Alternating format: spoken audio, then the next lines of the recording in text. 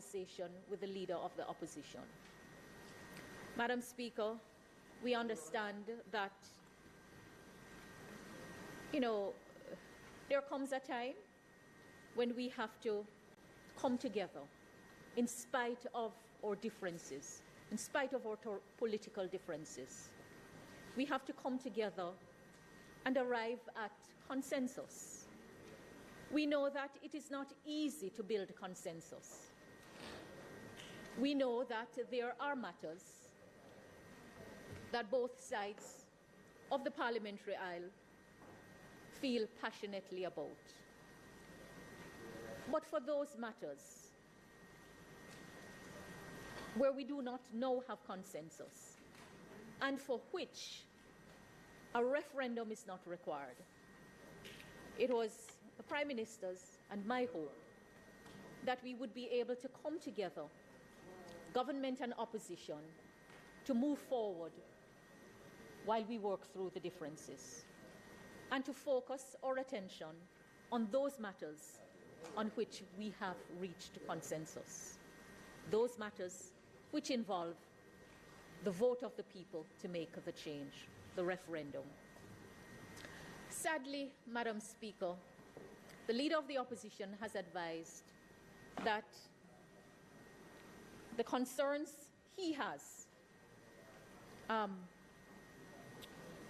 are such that he will not be naming the members of the opposition to sit on the committee at this time.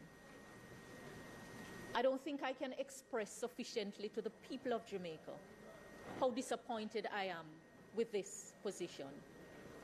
It has not taken me by surprise that there are matters that the parliamentary opposition feels strongly about, and in particular, the issue of the final court for Jamaica.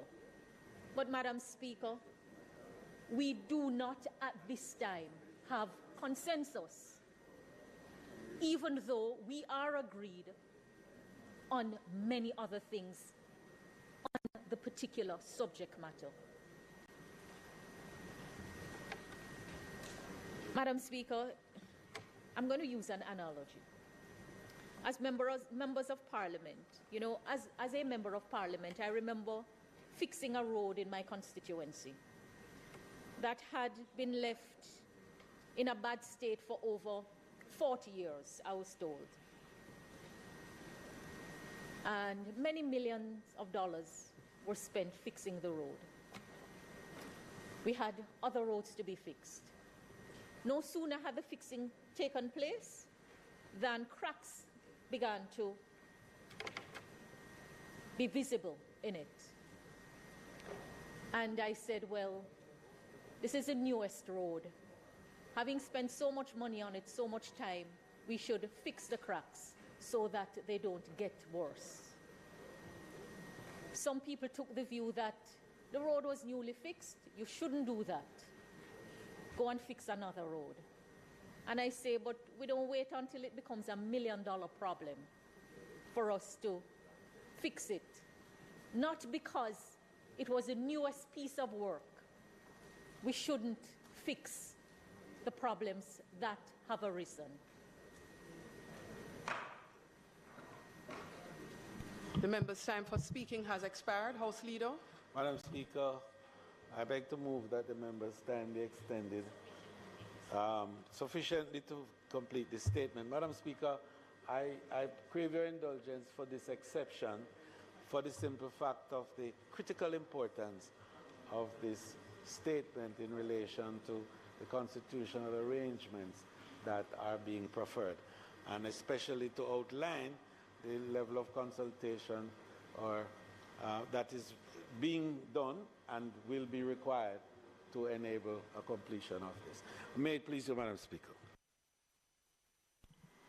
House, the question is that the member be allowed sufficient time to complete statement by Minister. Those in favour? Notwithstanding the standing order and the requirement to speak for 12 minutes exactly and to be responded to by 5 minutes exactly, the House is being asked to give a special permission as a result of the nature of the discussion being had by the Minister and the importance of the matter, to allow for her to speak up until the time her statement is complete. Those in favor? Those against, the ayes have it. Madam Speaker, I am grateful for the indulgence afforded me. Madam Speaker, I was saying that based on the communication, the Leader of the Opposition has expressed concern about the amendments to be undertaken to the Charter of Fundamental Rights and Freedom. And it is obvious that he harbors suspicion about what we intend to do. Madam Speaker,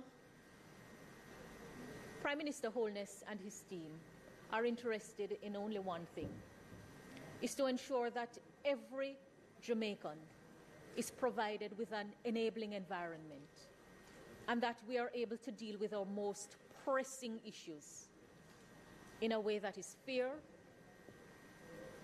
and in a way, Madam Speaker, that gives all Jamaicans the best chance to live their best life.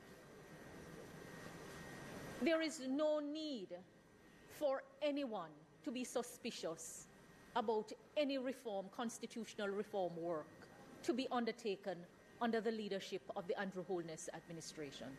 There is no need to be suspicious. I say that, Madam Speaker, in the first place, Constitution does not lend itself to easy amendment. And matters that are, the Constitution of Jamaica has 3 types of provisions. One that we call ordinary provisions. To amend an ordinary provision of the Constitution, it requires the majority of votes of all members of both houses of Parliament. This is in contrast to the majority of all members present and voting. We have the ordinarily entrenched provisions. And to effect change there, Madam Speaker,